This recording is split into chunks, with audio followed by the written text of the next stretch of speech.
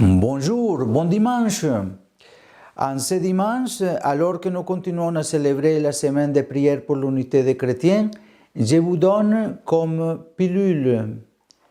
Se convertir, ce n'est pas seulement changer la façon de vivre, mais aussi la façon de penser.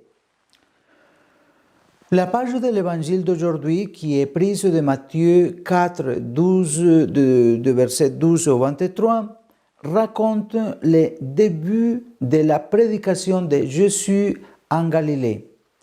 Il quitte Nazareth, un village de montagne, et il s'établit à Capharnaüm, un centre important sur la rive du lac, habité en grande partie par des païens, carrefour entre la Méditerranée et l'intérieur des terres de Mésopotamie.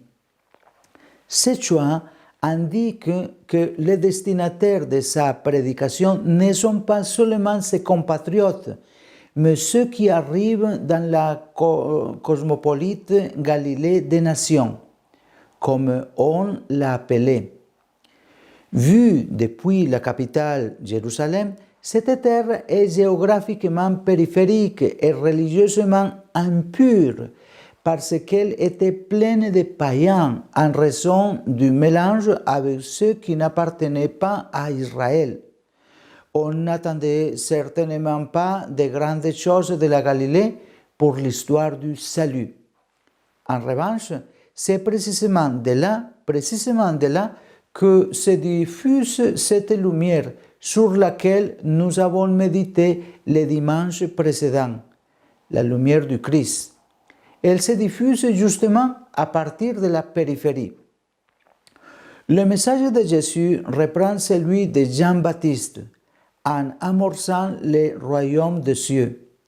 Ce royaume ne comporte pas l'instauration d'un nouveau pouvoir politique, mais l'accomplissement de l'alliance entre Dieu et son peuple qui inaugurera un temps de paix et de justice. Pour conclure ce pacte d'alliance avec Dieu, chacun est appelé à se convertir en transformant sa façon de penser et de vivre. Cela est important. Se convertir, ce n'est pas seulement changer sa façon de vivre, mais aussi sa façon de penser. C'est une transformation de la pensée. Il ne s'agit pas de changer de vêtements, mais d'habitude. Ce qui différencie Jésus de Jean-Baptiste, c'est le style et la méthode. Jésus choisit d'être un prophète itinérant. Il ne reste pas à attendre les gens, mais il va à leur rencontre. Jésus est toujours sur la route.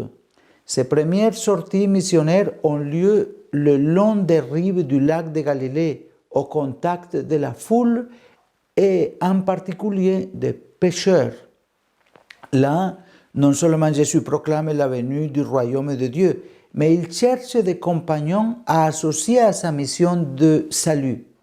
C'est en ce même endroit qu'il rencontre deux couples de frères, Simon et André, Jacques et Jean. Il les appelle en disant « Venez à ma suite et je vous ferai pêcheurs d'hommes ». L'appel les rejoint en plein milieu de leur activité quotidienne. Le Seigneur se révèle à nous non pas de façon extraordinaire ou éclatante, mais dans le quotidien de notre vie. C'est là que nous devons trouver le Seigneur. C'est là qu'il se révèle, qu'il fait sentir son amour à notre cœur. Et là, dans ce dialogue avec lui, au cours de notre vie quotidienne, il transforme notre cœur. La réponse des 4 pécheurs est immédiate et prompte. Eux aussi, laissant le filet, les suivirent. Nous savons en effet qu'ils avaient été des disciples de Jean-Baptiste et que grâce à son témoignage, ils avaient déjà commencé à croire en Jésus comme le Messie. Nous, chrétiens d'aujourd'hui, nous avons la joie de proclamer et de témoigner notre foi parce qu'il y a eu cette première annonce, parce qu'il y a eu ces hommes humbles et courageux qui ont répondu généreusement à l'appel de Jésus. Sur les rives du lac, dans une terre impensable, est née la première communauté des disciples du Christ. Que la conscience de ces débuts suscite en nous le désir d'apporter la parole, l'amour et la tendresse de Jésus-Christ dans chaque contexte, même les plus difficiles et résistants. Apporter la parole à toutes les périphéries.